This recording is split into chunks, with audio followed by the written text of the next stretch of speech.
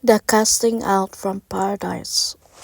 Now let us return to Adam and Eve and see how they and their two descendants conducted their lives before the all-seeing eyes of the holiness of Jehovah. And behold, for a short time, which according to your reckoning amounted to 30 revolutions of the earth around the sun, called by your years, the couple lived with their blessed descendants whose number was the same as the number of years, except for Cain, who was not blessed. And now behold what furthermore happened. On the day of the Lord, already through Adam's heart appointed as a day of rest by eternal love itself, and later by the angel on several occasions, in remembrance of the great acts of merciful love, and for the most reverential contemplation of the boundless holiness of God the good Father. Adam wandered alone through the countryside to admire the beauty of the landscape. The world appealed to him immensely, and his thoughts completely turned away from God. Absorbed in his contemplations, he came to the banks of a great river. Its name was Eheorah, or Remember the Time of Jehovah, for that is what the mightily rushing stream was calling. But Adam, deep in worldly thoughts, did not understand the meaning of this speech by the rushing waters of the stream. When he was thus walking along the bank of the river, his left foot became suddenly caught in a creeper, laying across his path and then twisting around a big tree. He fell heavily and felt a great pain in his body, which was a new sensation for him. He was annoyed with the plant, looked at it angrily, and asked whether it did not know its Lord. And the plant replied, "No, I do not know you." Then Adam had a closer look at the plant and did not recognize it. Again he asked, "What is your name and what is your use?" And lo, a wind was blowing through its leaves, and he understood the rustling which said, "Pick the berries from my branches, press them and drink their juice, and my name and use will become known to you." And Adam, blinded by his worldly thoughts and forgetting the day of the Lord, did what the plant had advised him. He took some berries, tasted them, and found them very sweet. He was pleased about this new discovery, but vexed with the angel for not having shown him this plant with the so palatable berries.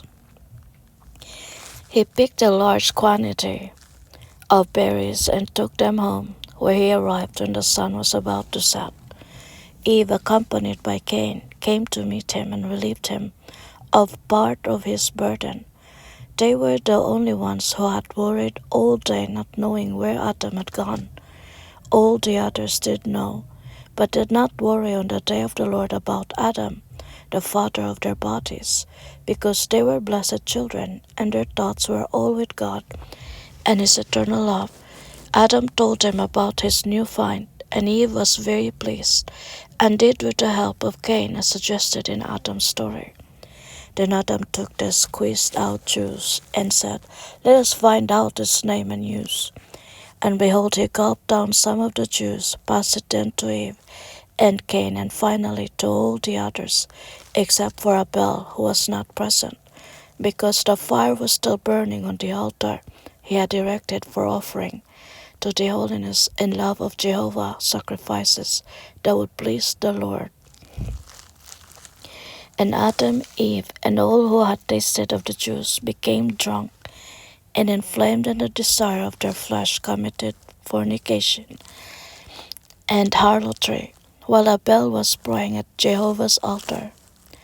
When they had finished with their fornication, having in their drunkenness forgotten God and the demanded offering of their hearts, the angel with a flaming sword in his right hand appeared first to Abel and gently spoke to him, saying, "Jehovah was well pleased with your offering and has therefore chosen you to save your parents and your brothers and sisters, who otherwise would have perished on the day of the Lord when they forgot him and lowered their hearts to the earth and could not receive the blessing, which according to that established order on this day, always flows from above into all the infinite spaces.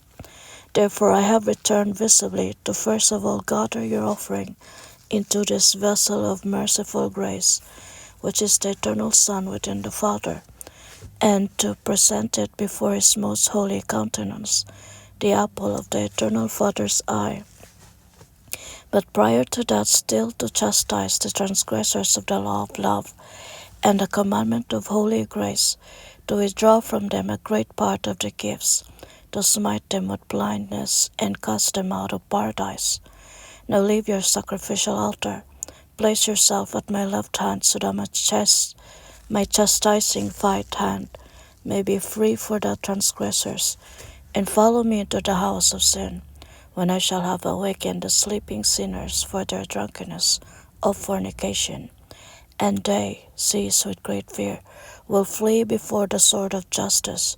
Follow them as one who is also fleeing, and carry for the parents of your body a small part of the lost gifts, and hand it to them for their support when, exhausted and weeping, they will fall to the ground in a distant land called Euheli, Euhel,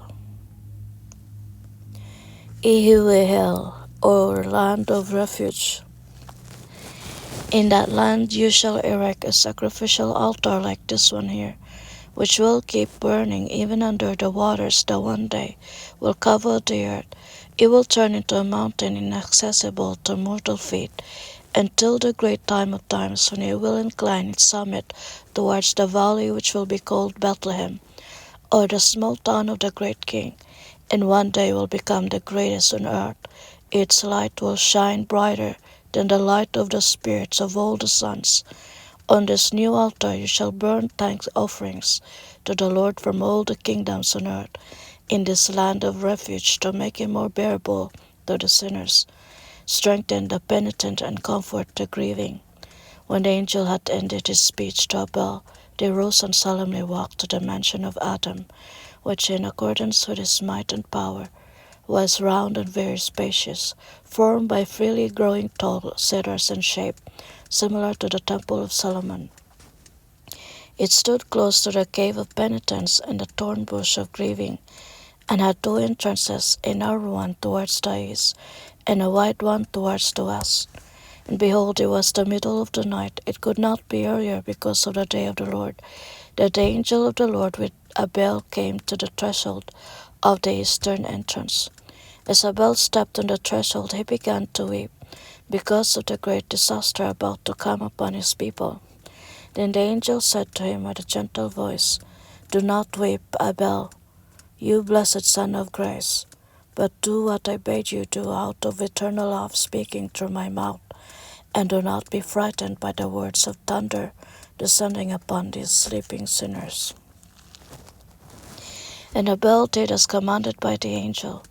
And when he had reached his people, the angel thundered serious and frightening words of terror and great fear upon the now awakened sinners, shouting with great power and force, "Rise, Adam, remember your guilt and flee from here, for you cannot stay here any longer. You have lost a paradise for yourself and all your descendants until the great time of times. You have also lost a great part of the gifts through your sin, when you forgot the day of the Lord and became drunk from the juice of a plant that was a masterpiece of the serpent, invented to rob you of your freedom, to entangle your feet and confuse your senses, to forget God and make you sleep in gross sin. So flee wherever you want to from the face of love, and wherever you flee, you will encounter the fullness of the just wrath of God. But your share of love will be measured out to you only sparingly. And behold, Adam rose from the ground with Eve, and then the others who had slept owing to the intoxicating drink from the serpent's plant, and as a result had lost paradise, with the exception of Abel, who had remained sober, not having tasted of the intoxicating drink, and had remembered the day of the Lord, as you do, as true children of a Father, as holy and good as I am, shall constantly remember the holy tranquility of the Sabbath, as the true day of the Lord, and shall do on Sunday what I bade you do. When Adam saw the angel, he together with his descendants was so terrified that he was unable to utter a single word for an excuse. He was as if paralyzed by fright, for only now did he realize what he and his people had done before the eyes of Jehovah. He threw himself at the feet of the Lord's angel, and wept and cried for mercy, for the flaming sword had opened his eyes, and he recognized in its terrifying light of punishing justice the gravity and immensity of the unspeakable disaster he had by his carelessness brought upon himself and all his own. But the angel stood there blindfolded and with plugged up ears, as commanded by the love of the Father, and spoke with a thunderous voice out of the might and power of Jehovah. There is no grace in justice, and no freedom in judgment.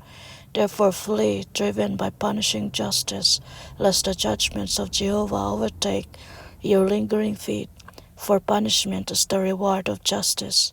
He who accepts it as deserved can still expect mercy, but he who resists justice and its consequences is a traitor to the inviolable holiness of God, and will be subjected to the judgments of God, where there is no longer any freedom, but eternal captivity in the wrath of the deity. Therefore flee and weep and implore wherever your feet carry you, and where they will refuse their service to you, there remain, weep, implore, and pray, that you may not perish with Eve, and all the others through you. And behold, Adam rose again and wanted to flee according to God's command to the angel, but he was unable to do so, for his feet were as if paralyzed, and he began to tremble and shake all over from fear of God's judgment with which he had been threatened by the angel of the Lord. And Adam again fell down on his face and wept and cried aloud, Lord, you almighty and great God, in your great glory of holiness, do not steal the heart of your infinite love and mercy completely against me, who am so weak before you, and give me enough strength that I, the most unworthy, may be able to flee from your judgments, arising from your most holy will, to which all your creatures are subject, as also I am. O Lord, hear my entreaty. And behold, eternal love spoke to Abel through the mouth of the angel, as I am now speaking to your impure one. Abel, behold the father of your body, and help him. And behold his wife Eve, the mother of your body, languishing on the ground, and raise them both up, so that they and all the others may be strengthened for their flight. And the good and holy Father will be pleased with you for showing love to the weak father and mother of your body, as well as to all your brothers and sisters, regardless of whether they are blessed or not. For your power will strengthen them, and the fullness of the grace within you refresh them. Thus lead them with the hand of filial love and the hand of brotherly loyalty, with great patience and love, to the place I will indicate to you, by causing them all to sink down from exhaustion. There remain and let the exhausted rest, and then concentrate your whole being upon me, that I may endow you with an abundance of power for the strengthening of your parents according to their degree of need and susceptibility, and for the revival of your brothers and sisters according to their need and susceptibility. Now do what I have commanded you, and do it out of love for them and out of obedience to me. And lo, the pious Abel was filled with merciful love, knelt down and thanked God from the bottom of his heart, melting into tears, and then, strengthened from above, took the hands of his weak parents, and did out of great love what the Lord had commanded. When Adam saw his son help him, as well as his mother and the others, he said, deeply moved, O my beloved son, since you came to help me in this our great distress, receive my blessing as thanks and as a consolation for your weak father and mother. And you who are still worthy of the Holy Father's love, give thanks to the Lord on my behalf, and that all of us who have made ourselves unworthy of uttering his most holy name. So let us now flee in accordance with the will of the Lord. And behold, the angel wielded the sword of justice, and they all fled quickly for days and nights, on and on, without rest. Thus they arrived in the already mentioned land where the sun, scorching hot, stood directly above their heads. Nowhere all around them could any grass be seen on the ground, nor any trees or shrubs. And lo, here Adam and Eve with all the others sank completely, exhausted to the ground into the hot dust, and closed their eyes, compelled by the force of the numbing sleep. Thus they slept as if unconscious, ensnared in their weakness and disgrace. And behold, the Lord's angel, who had hitherto visibly persecuted them, went to Abel, who was standing there in the fullest freshness of the might and power from above, and said, Abel, behold, of all the sacrifices you have made to the Lord of holiness and the purity of your heart, none was greater than this one, and none as pleasing to him. Therefore, as willed by him, take this sword of justice from the hand of your brother from above, since we are children of one and the same Holy Father, and use it according to the might of wisdom and the power of love for the benefit of your people. Revive within them the weakened power of life. Cause love for the love of the Holy Father to burn anew and kindle within their hearts the flame of the righteous fear of God. I shall not leave you, but at all times stand invisibly by you, my beloved brother, and if you wish it also visibly, always prepared to serve you in the will of the Lord. And behold, the handing over of the sword signifies your complete freedom, like my own, and thus the Lord's will has become your will and has set you above all law and made the commandments your property.